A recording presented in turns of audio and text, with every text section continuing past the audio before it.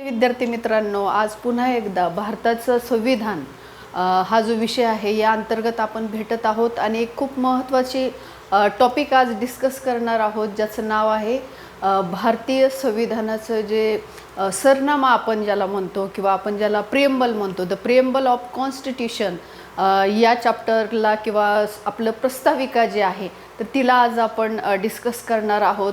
आपल्या प्रिएम्बलला वेगवेगळ्या नावाने ओळखलं जातं, जसं प्रस्ताविका म्हटलं जातं, त्याचबरोबर सरनामा म्हटलं जातं, उद्देशपत्रिका म्हटलं जातं, बरोबर आहे, प्रिएम्बल म्हटलं जातं. अशा विविध नावांनी आमचं जे सरनामा आहे तर त्याला ओळखलं जातं आणि अतिशय सुंदर अशी प्रस्ताविका भारताच्या संविधानाला जोडली गेलेली आहे. आज तिची चर्चा करणार आहोत की नेमकं आमच्या या प्रस्ताविकेमध्ये काय दिलेलं आहे, बरोबर आहे.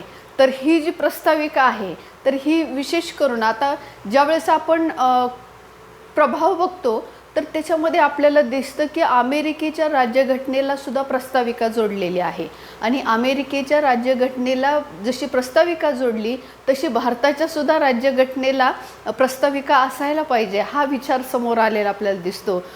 पंडित नेहरूंच्या मनामध्ये हा विचार आलेला आहे किंवा आमच्या संविधानकर्त्यांच्या सगळ्यांच्या एक विचाराने आपण बघतो की एक आमच्या संविधानामध्ये काय आहे किंवा काय असायला पाहिजे त्याचं एक सुरुवातीला आपण म्हणूयात की सारांश स्वरूपामध्ये किंवा एक आरशेच्या स्वरूपामध्ये, एक प्रतिबिंबाच्या स्वरूपामध्ये सुरुवातीला ते असणं खूप गरजेचं आहे, हा विचार नेहरूंच्या मनामध्ये आलेला आहे.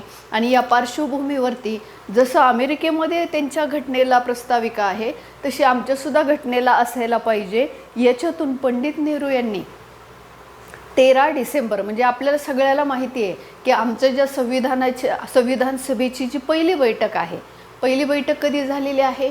9 डिसेंबर 1946 रोजी झालेली आहे. आपल्या सगळ्याला माहिती आहे भारतीय संविधान सभेची पहिली बैठक कधी झाली? 9 डिसेंबरला झालेली आहे, 1946मध्ये झालेली आहे. याचे अध्यक्ष सच्चिदानंद सिन्हा होते, जे तात्पुरते अध्यक्ष आपण म्हणतो. दुसरा महत्त्वाचा मुद्दा म्हणजे 11 डिसेंबर जे आहे त्या 11 डिसेंबरला संविधान सभेची दुसरी बैठक झाली, ज्याच्यामध्ये डॉक्टर राजेंद्र प्रसाद यांना अध्यक्षपद दिलेलं आपल्याला दिसतं.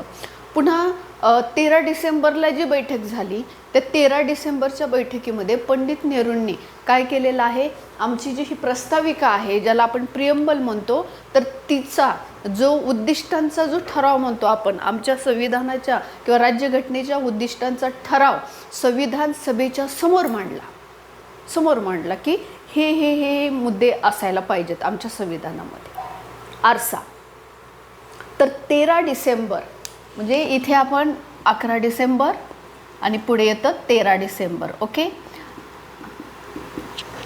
13 डिसेंबरला पंडित नेहरूंनी ही उद्देशपत्रिका किंवा उद्दिष्टांचा ठराव संविधान सभेच्या समोर मांडला. याच्यावरती चर्चा झाली की याच्यामध्ये मांडलेलं जे हे काही सगळं जे मॅटर आहे किंवा हे जे संकल्पना आहेत तर या सगळ्या कशा आहेत, काय आहेत, योग्य आहेत का, सगळं पूर्ण आपल्या संविधानाच्या जे काही आपलं पूर्ण संविधान आहे 395 कलम, त्यावेळेसचे 22 भाग आणि 8 परिशिष्टाला कव्हर करतायत का, तर याचं वरती चर्चा झाली. आणि फायनली 22 जानेवारी 1947 रोजी, 22 जानेवारी 1947 या दिवशी काय केलेलं आहे, संविधान सभेने आमचा तो उद्दिष्टांचा ठराव जो पंडित नेहरूंनी मांडला होता तर त्याला मंजुरी दिलेली आहे. तर अशा रीतीने आमच्या उद्देशपत्रिकेची ही काय आहे, निर्मिती आहे.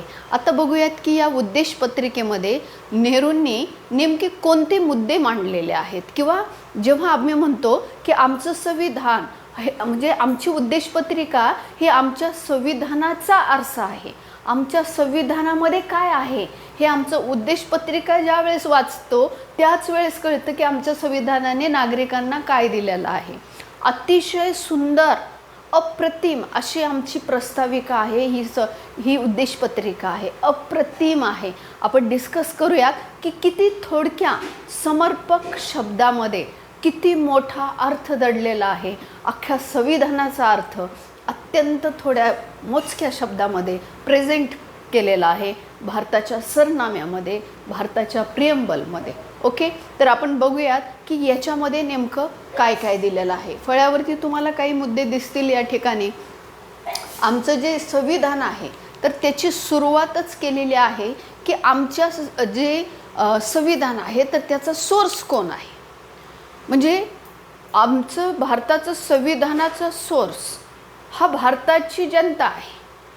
कोण आहे? भारताची जनता आहे. आम्ही कोणत्याही बाह्य किंवा अंतर्गत शक्तीपासून मुक्त आहोत. आमचे निर्णय घेण्यासाठी आम्ही स्वतंत्र आहोत. आमची जनता जे निर्णय घेईल तेच निर्णय असतील. म्हणजे आमच्या संविधानाचा मेन स्रोत कोण आहे तर आमची सगळी संपूर्ण जनता आहे. त्यावेळेसची आणि आजची, त्यावेळेसची 30 कोटी जनता, आजची 140 कोटी जनता, भविष्यात अजून वाढेल ती जनता. बरोबर आहे ना. तर आम्ही सगळी जनता, आम्ही भारताचे लोक या शब्दापासून आमच्या उद्देशपत्रिकेची सुरुवात आहे. आणि स्पष्ट केलेलं आहे की आम्ही सर्वांचं इक्वॅलिटी, सगळे मिळून, म्हणजे कुणा एकट्या व्यक्तीचं, एका धर्माचं, एका वंशाचं अजिबात याच्यामध्ये प्रभुत्व नाही. सर्व जाती, धर्म, लिंग, वंश ह्या सगळ्यांचं मिळून, म्हणजे हे सगळे जेवढे लोक आहेत भारतामध्ये, कारण भारत हा विविधतेने नटलेला देश आहे. विविध जाती धर्मांचा इथे वास्तव्य आहे. त्याच्यामुळे सगळे लोक त्याच्यामध्ये येतात. हे सगळे अंतर्भूत आहेत त्याच्यामध्ये. ओके, त्यामुळे आम्ही भारताचे लोक हा जो शब्द आहे तर हाच सांगतो की आम्ही भारताचे लोक, म्हणजे सोर्स सांगते आमच्या संविधानाचा काय आहे तर भारताचे एक. आता कसलं राष्ट्र घडवायचे बघा. म्हणजे आम्ही भारताचे लोक, आमच्या भारताचं एक काय? सार्वभौम, समाजवादी, धर्मनिरपेक्ष, लोकशाही आणि गणराज्य राष्ट्र घडवायचे. कसं राष्ट्र घडवायचे? तसं पाहिलं तर 2 शब्द नंतर आलेले आहेत. म्हणजे समाजवादी आणि धर्मनिरपेक्षता हे शब्द 42व्या घटना दुरुस्तीनुसार जोडण्यात आलेले आहेत. सुरुवातीला 3च शब्द दिसतात आपल्याला, परंतु आता चर्चा करताना आपण या 5ही शब्दांची चर्चा करणार आहोत की आम्ही भारताचे लोक, आमचं जे भारत आहे किंवा आमचा देश आहे ते घडवण्यासाठी त्याच्यामध्ये सार्वभौम समाजवाद, धर्मनिरपेक्षता, लोकशाही आणि गणराज्य यांना आम्ही काय केलेलं आहे? स्थान दिलेलं आहे. आता एक एक शब्द बघूयात की काय आहे. ज्यावेळेस आपण सार्वभौम म्हणतो, म्हणजेच सॉव्हरेन म्हणतो, तर त्याचा अर्थ काय होतो? तर सार्वभौमत्व म्हणजे कोणत्याही बाह्य नियंत्रणापासून मुक्त असणं. म्हणजे पहिल्यांदा आपल्यावरती 200 वर्षे ब्रिटिशांनी राज्य केलेलं आहे. बरोबर आहे ना. त्यामुळे देशाला स्वातंत्र्य मिळाल्यानंतर ब्रिटिशांचा आणि आपला काहीही संबंध नाही. आपण त्यांच्या अंडरमध्ये नाही आहे. आता कॉमनवेल्थचा एक इश्यू तुम्ही सोडला तर आपण आपले निर्णय घेण्याला समर्थ आहोत. आपले निर्णय आपले आपण घेतो. आपल्यावरती कुणाचाही दबाव नाही आणि कुणाचंही आधिपत्य नाही. म्हणजेच आम्ही बाह्य नियंत्रणापासून मुक्त आहोत आमचे निर्णय घेण्यासाठी, आणि अंतर्गत सुद्धा कुणाचीही हुकुमशाही नाही. हे सगळं जे काय आहे हे जनतेचं स्वातंत्र्य आहे, जनतेसाठीचं कार्य आहे. म्हणून आम्ही कसे आहोत? सार्वभौम आहोत. सार्वभौमत्व आम्ही स्वीकारले. आमच्या देशामध्ये सार्वभौमत्वाला आम्ही महत्त्व दिलेलं आहे. म्हणजेच बाह्य आणि अंतर्गत नियंत्रणापासून मुक्त असणे आणि स्वतःचे निर्णय स्वतः घेण्यास सक्षम असणे, याला म्हणतात सार्वभौमत्व. दुसरा शब्द याच्यामध्ये येतो तर तो आहे समाजवादी. आता ॲक्च्युअलमध्ये समाजवादी आणि धर्मनिरपेक्षता मगाशीच सांगितलं तसं की हे 2 शब्द 42व्या घटना दुरुस्तीनुसार 1976 आहे ना संविधानामध्ये जोडलेले आहेत. हे 2 शब्द म्हणजे उद्देशपत्रिकेमध्ये जोडलेले आहेत. सुरुवातीला तर हाच मुद्दा होता की उद्देशपत्रिकेला संविधानाचा पार्ट मानायचं की नाही मानायचं, घटनेचा भाग मानायचं की नाही मानायचं, ह्याच्यावरती सुरुवातीला खूप दिवस प्रॉब्लेम्स होते. परंतु सुरुवातीला नाही म्हटले, नंतर मात्र मग फायनली 1973च्या केशवानंद भारती विरुद्ध केरळ सरकार हा जो खटला आहे, या खटल्यामध्ये सर्वोच्च न्यायालयाचा निकाल आहे की सरनामा हा संविधानाचाच भाग आहे, त्याच्यामुळे संविधानामध्ये दुरुस्ती करता येऊ शकते, घटना दुरुस्ती 368 कलमाच्या अंतर्गत. आणि अशा पद्धतीनं घटना दुरुस्ती 42 जी झाली, जी 1976 मध्ये झाली, तिच्यानुसार हे दोन जे शब्द आपल्याला इथे ॲड केलेले दिसतात, ज्याच्यामध्ये एक आहे समाजवादी आणि दुसरा आहे धर्मनिरपेक्षता. ओके, लक्षात राहील, हे पण महत्त्वाचं आहे. खटलाही महत्त्वाचा आहे आणि घटना दुरुस्ती आपल्यासाठी महत्त्वाची आहे. पुढे जाऊयात आपण. समाजवादी तत्व स्वीकारलं आहे. समाजवादी समाज रचना किंवा समाजवादी तत्व हे काय आहे, तर समाजवाद काय असतो, जी देशामध्ये असणारी जी सामाजिक आर्थिक विषमता आहे ती दूर होणं. समाजवादामध्ये काय अपेक्षित आहे की कोणतंही म्हणजे जी विषमता आहे, आर्थिक विषमता म्हणूयात आपण, सामाजिक विषमता असेल की मुठभर लोकांच्या हातामध्ये ना तर शासन असायला पाहिजे, ना तर आर्थिक संपत्तीचं केंद्रीकरण झालेलं असायला पाहिजे. म्हणजेच कुणीही दुर्बल राहता कामा नये. ती विषमता नष्ट व्हायला पाहिजे आणि सगळ्यांमध्ये ती इक्वॅलिटी निर्माण व्हायला पाहिजे. मग ती आर्थिक असू द्या, सामाजिक असू द्या, राजकीय असू द्या.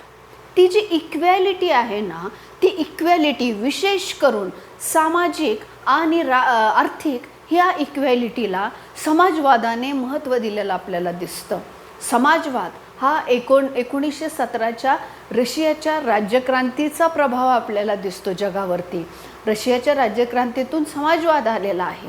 समाजवादामध्ये समाजाला केंद्रीभूत ठेवून विकासाची धोरणं राबवली जातात.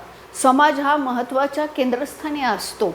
म्हणजे जे काही शासनाने, राज्यसंस्थेने करायचं असतं ते समाजाच्या कल्याणासाठी करायचं असतं आणि याच्यातूनच पुढे जाऊन कल्याणकारी राज्याची एक संकल्पना उदयाला आलेली आपल्याला दिसते. ओके, ती आपल्या कलम 38 मध्ये आपल्याला दिसते. तर समाजवाद म्हणजे काय, तर समाजामध्ये समाजाला केंद्रीभूत ठेवून विकासाची धोरणं आखणं राज्यसंस्थेचं कर्तव्य असणं. जी विषमता आहे, श्रीमंत गरीब यांच्यातली दरी आहे, ती दूर करणं, असमतोल दूर करणं, त्याच्यानंतर दुर्बलांना न्याय देणं, त्यांना भक्कम बनवणं, सोशली हे सगळे लोक एका लेवलला आणणं, ह्याला काय म्हणतात, समाजवाद म्हणतात. समाजवादी समाजरचनेचं तत्त्व 1955 मध्ये जे काँग्रेसचं आवडीचं अधिवेशन झालं, त्या अधिवेशनामध्ये आपल्याला दिसतं की पंडित नेहरूंनी हा जो आराखडा आहे समाजवादी समाजरचनेचा तो स्वीकारलेला आहे आणि नंतर 42व्या घटना दुरुस्तीनुसार हे तत्त्व आपल्या संविधानाच्या सरनाम्यामध्ये अंतर्भूत केलेलं आहे. ही गोष्ट लक्षात असावी, परीक्षेमध्ये याच्यावरती प्रश्न विचारला जातो. पुढचं जे आमचं आहे शब्द तो आहे धर्मनिरपेक्षता, ज्याला काय म्हटलेलं आहे, सेक्युलरिझम. काय म्हटलेलं आहे, सेक्युलरिझम. धर्मनिरपेक्षता हा सुद्धा जोडलेला आहे नंतर शब्द. धर्मनिरपेक्षता. धर्मनिरपेक्षता काय असते की तुम्ही मी धर्माचा भेदभाव न मानणे, हे झालं साध्या भाषेमधला आपले व्याख्या, तुमच्या माझ्यामधली व्याख्या. पण संविधानामध्ये काय अपेक्षित आहे ही व्याख्या. संविधानामध्ये धर्मनिरपेक्षतेचा अर्थ काय, संविधानामध्ये धर्मनिरपेक्षतेचा अर्थ म्हणजे राज्यसंस्थेच्या समोर. आता आपल्याला हे माहिती आहे की भारत हा विविधतेने नटलेला देश आहे. विविध जाती धर्माचे लोक इथं वास्तव्य करत आहेत. म्हटल्यानंतर जर शासनाने एकाच धर्माला आश्रय दिला तर बाकीच्या धर्मांवरती काय होईल, त्यांच्या रीतिरिवाज, नियम, रूढी, परंपरेवरती अन्याय होणार आहे. त्याच्यामुळे इथे स्पष्ट केलेलं आहे धर्मनिरपेक्षता या संकल्पनेमध्ये, सेक्युलरिझममध्ये, की राज्यसंस्थेचा कोणताही एक धर्म नसणे, याला म्हणतात धर्मनिरपेक्षता. राज्यसंस्थेचा कोणताही धर्म नाही, सगळे धर्म राज्यसंस्थेसमोर समान आहेत. राज्यसंस्था ज्यावेळेस ध्येय धोरण आखेल त्यावेळेस सगळ्या धर्मांना समानतेने सगळ्या धर्मांकडे ती बघेल. कुणामध्ये भेदभाव करणार नाही, कोणत्याही एका धर्माला आश्रय देणार नाही, कोणत्याही एका धर्माचं उदो करणार नाही, बरोबर आहे, कोणत्याही एका धर्माच्या संस्था चालवणार नाही, अजिबात जमणार नाही. राज्य संस्थेला धर्मनिरपेक्षतेचं धोरण अवलंबावं लागणार आहे. कारण विविधतेने नटलेल्या विविध धर्मांचं अस्तित्व असणाऱ्या आपल्या भारत देशामध्ये सगळ्यांना एकदम सुरक्षित वाटणं खूप गरजेचं आहे. म्हणून धर्मनिरपेक्षतेचं तत्त्व स्वीकारलेलं आहे. ते सुद्धा 42व्या घटना दुरुस्तीनुसार 1976मध्ये आपल्या संविधानामध्ये अंतर्भूत केलेलं आपल्याला दिसतं, बरोबर आहे. तर अशा रीतीने ही धर्मनिरपेक्षता. पुढे आहे लोकशाही, डेमोक्रेसी. लोकशाहीचं संकल्पना स्वीकारली. काय आहे? नेहमी मी सांगत असते तुम्हाला, याच्या आधीच्याही व्हिडिओमध्ये सांगितलेलं आहे, लोकांनी लोकांसाठी लोकांच्या माध्यमातून चालवलेलं शासन जे असतं त्याला आपण लोकशाही म्हणतो. लोकांनी लोकांसाठी लोकांच्या माध्यमातून, सगळं इथं कोण आहे? लोक आहे. आमचा पहिला शब्द काय आहे? आम्ही भारताचे लोक. लक्षात घ्या, अब्राहम लिंकन यांची ही व्याख्या आहे. लोकांनी लोकांसाठी लोकांच्या माध्यमातून चालवलेलं शासन म्हणजे लोकशाही असते. जिथे बोलण्याचा अधिकार असतो, जिथे मूलभूत अधिकार असतात, जिथे व्यक्तीला व्यक्ती म्हणून जगण्याचा अधिकार असतो, मोकळा श्वास घेण्याचा अधिकार असतो, ह्याला म्हणतात लोकशाही. लोकशाही फक्त 4 त्याच्यामध्ये अक्षरं आहेत बघा, पण खूप मोठा अर्थ आहे याच्यामध्ये. आम्ही हे तत्त्व स्वीकारलेलं आहे. आम्ही समाजवादसुद्धा स्वीकारला, आम्ही लोकशाहीसुद्धा स्वीकारली आणि आम्ही यांचं मिश्रण केलेलं आहे. आमच्या संविधानामध्ये, आमच्या देशामध्ये याचं मिश्रण आढळतं. आणि आम्ही जास्त फोकस कुठे केलेला आहे? तर आम्ही जास्त फोकस लोकशाहीवर केलेला आहे. आणि लोकशाहीच्या माध्यमातून समाजवादाला न्याय दिलेला आहे, कल्याणकारी राज्याची निर्मिती करण्याला. अशा रीतीने लोकशाही आहे. आणि 5वा शब्द आहे गणराज्य, ज्याला रिपब्लिक म्हटलेलं आहे. गणराज्य काय असतं? तर गणराज्य जसं इंग्लंडची राणीचं पद आहे तसंच पद, परंतु आता आमच्यात कोण आहे तसं पद? राष्ट्रपतींचं पद आहे. परंतु इंग्लंडच्या राणीचं वंश परंपरेनं पद आहे. आमचं कसं आहे? तसं नाही. आमचे राष्ट्रपती दर 5 वर्षांनी इलेक्शनला सामोरे जातात, बरोबर आहे. संविधानामध्ये या पदाची तरतूद आहे. अप्रत्यक्ष, प्रमाणशीर, एकल संक्रमणीय पद्धतीनं इलेक्शन लागलं जातं, वोटिंग केलं जातं आणि मग निवडून आणलं जातं आणि मग त्या पदावरती बसवलं जातं. वंश परंपरेने नाही. ॲज इट इज राणीसारखंच पद आहे राष्ट्रपतींचं. परंतु इंग्लंडमध्ये आणि भारताच्या गणराज्यामध्ये काय फरक आहे? तर तिथे वंशपरंपरेनं आहे, आमच्याकडे वंशपरंपरेने नाही. आमच्याकडे निवडणुकीच्या द्वारेच आहे, जे फ्रान्सला आपण थोडंसं फॉलो करतो याच्यामध्ये. तर ते गणराज्य आम्ही स्वीकारलं. म्हणजेच आम्ही भारताचे लोक, आमचा भारत घडवण्यासाठी पहिलं म्हणजे सार्वभौम, समाजवादी, धर्मनिरपेक्ष, लोकशाही, गणराज्य हे जे आहे, तर ह्या सगळ्या ज्या गोष्टी आहेत तर ते सर्वांना, म्हणजे आमच्या राष्ट्रामध्ये निर्माण करून सर्वांना देण्यासाठी. आमचं राष्ट्र ह्या 5 शब्दांचं मिळून घडणारं असणार आहे. आमचं संविधान या 5 शब्दांना मुळाशी ठेवून बनणार आहे. आणि आता सांगितलं आहे की हे घडविण्यासाठी किंवा हे घडविल्यानंतर या 5 शब्दांना केंद्रीभूत ठेवून जेव्हा आमचं राष्ट्राची निर्मिती आणि आमच्या संविधानाची निर्मिती होईल, त्याच्यानंतर आमचे जे लोक आहेत, आमचे जे नागरिक आहेत, तर त्यांच्यासाठी आम्ही काय देऊ? आमचं संविधान काय देतं आहे? आमच्या राज्यसंस्थेने काय द्यायला पाहिजे? काय द्यायला पाहिजे बघा.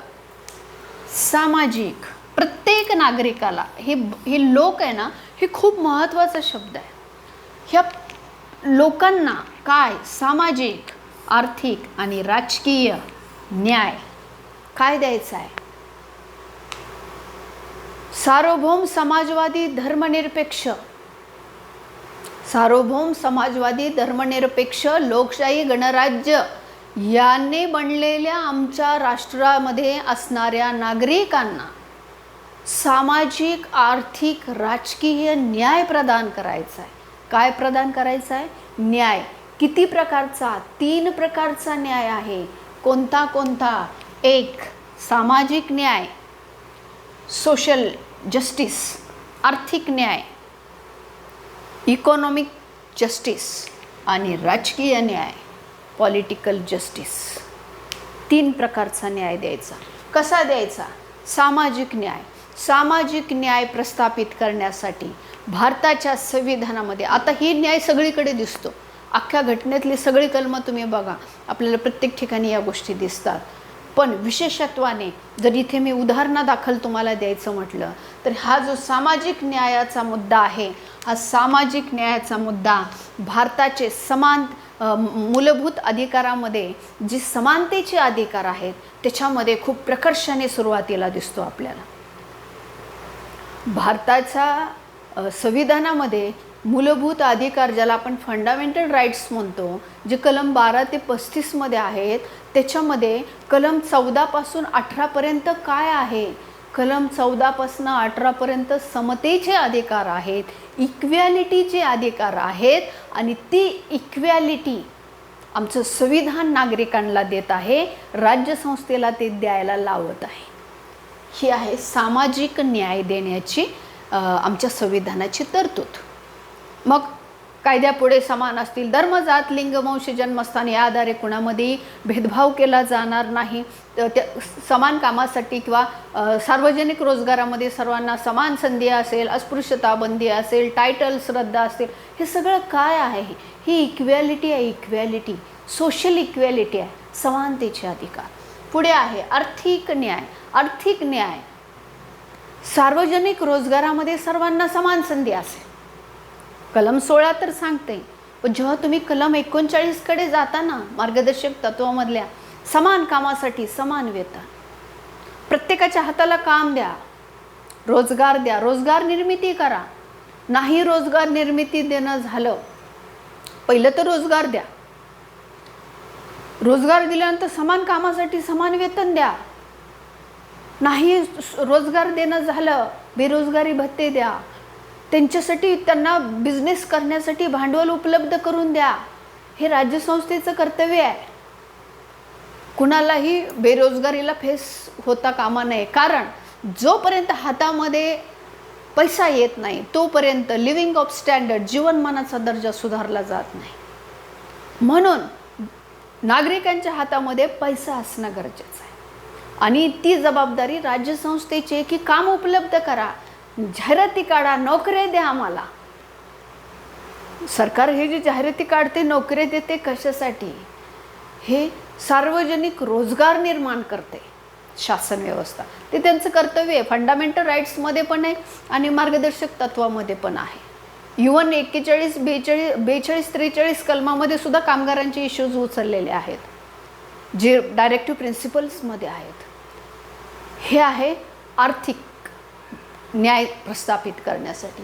आणि पुढचा आहे राजकीय न्याय. राजकीय न्याय कुठे प्रस्थापित होतो? राजकीय न्यायासाठी आपण बघतो की पहिला मुद्दा तर प्रौढ मताधिकार.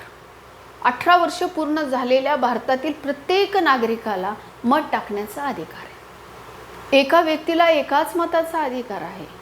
कलम 40 काय सांगतं? ग्रामपंचायतीची स्थापना. ग्रामपंचायत खेड्यापाड्यात, वाड्यांमध्ये काय झालेलं आहे? ग्रामपंचायत स्थापन झाली.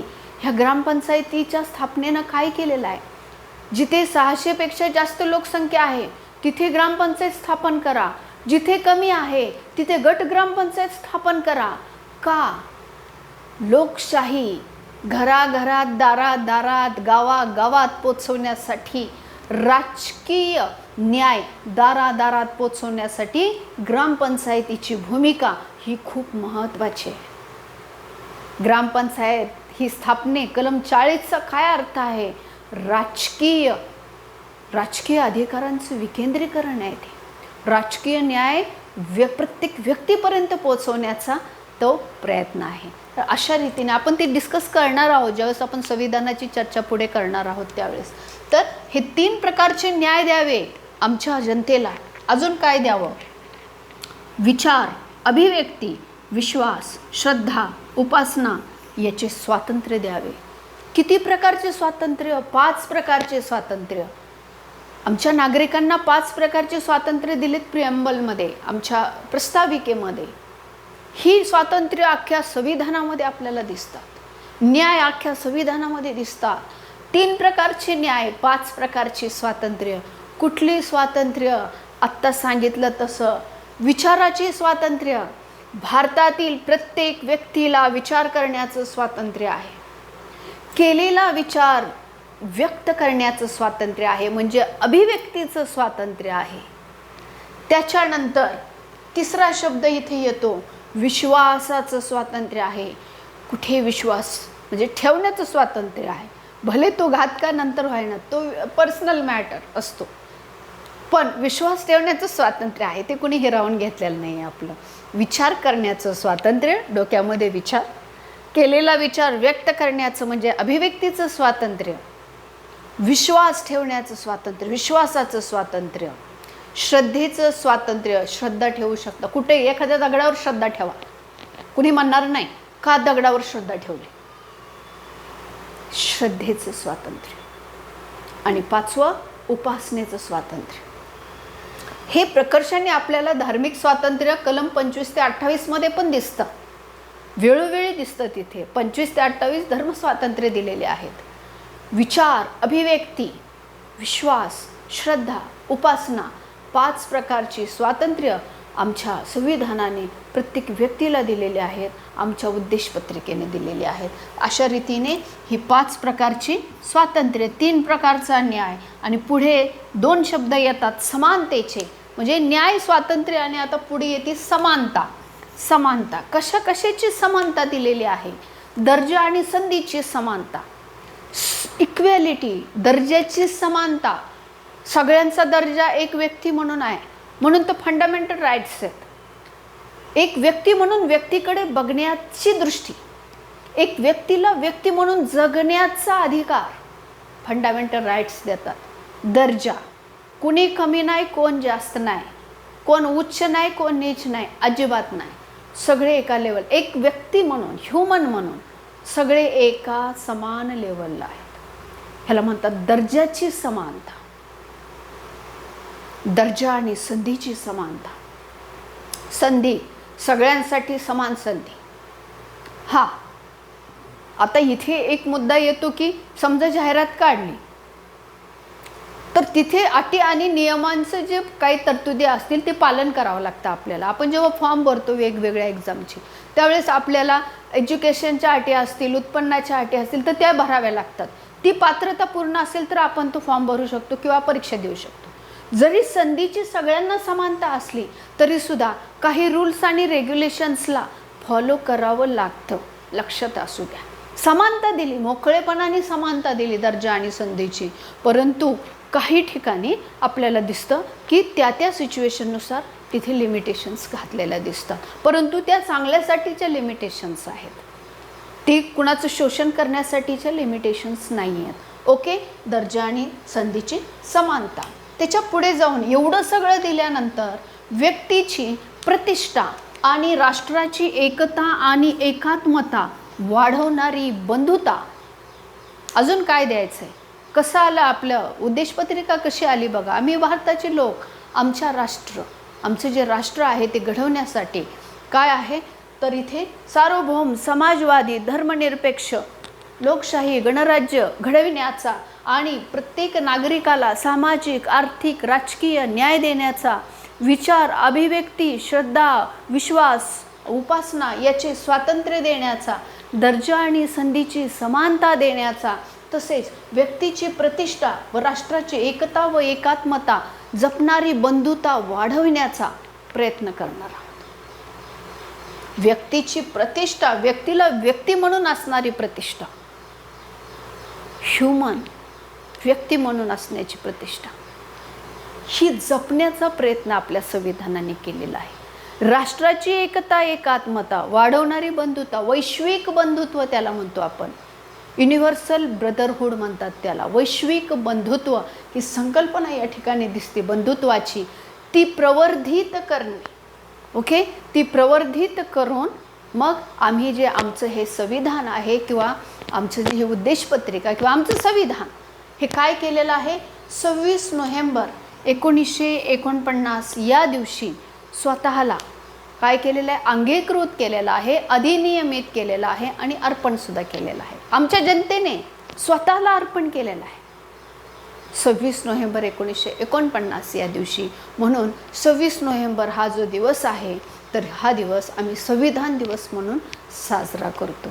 मात्र आमच्या ॲक्च्युअलमध्ये भारताच्या संविधानाची अंमलबजावणी 26 जानेवारी 1950 पासून झालेली आहे.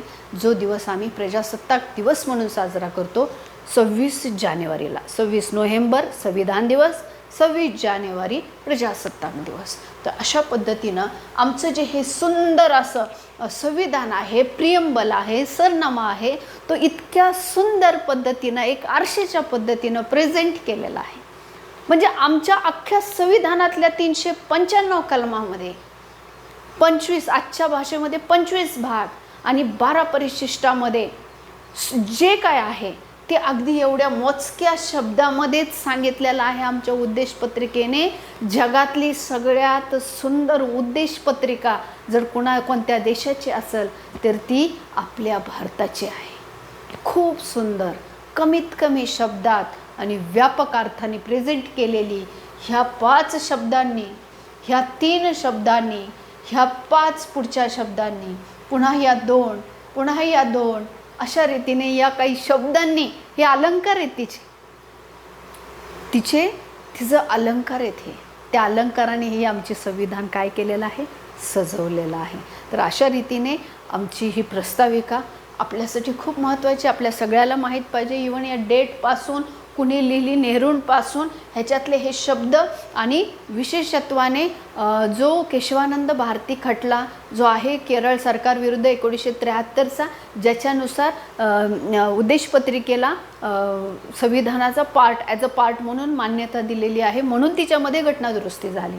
42वी घटनादुरुस्ती एकदाच झालेली आहे 1976मध्ये. त्याच्यानुसार हे शब्द जोडलेले आहेत. एवढा मॅटर तरी तुम्हाला माहीत पाहिजे. परीक्षेच्या दृष्टीनं हे सगळे शब्द महत्त्वाचे आहेत. मला वाटतं आता तुम्हाला कळालं असेल ह्या सगळ्या गोष्टी, कारण तुम्हाला सगळ्यालाही माहिती आहे.